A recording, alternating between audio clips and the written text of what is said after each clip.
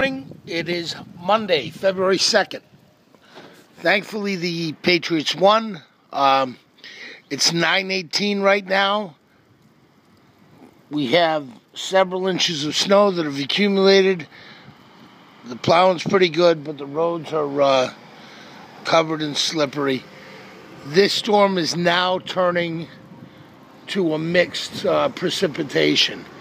There is it's about a 60% sleet or ice, 40% snow right now. So it's going to make driving pretty treacherous for a while. Anyway, Dave Hino, Ocean State Tackle. As you can see, school is closed. The city's plowed.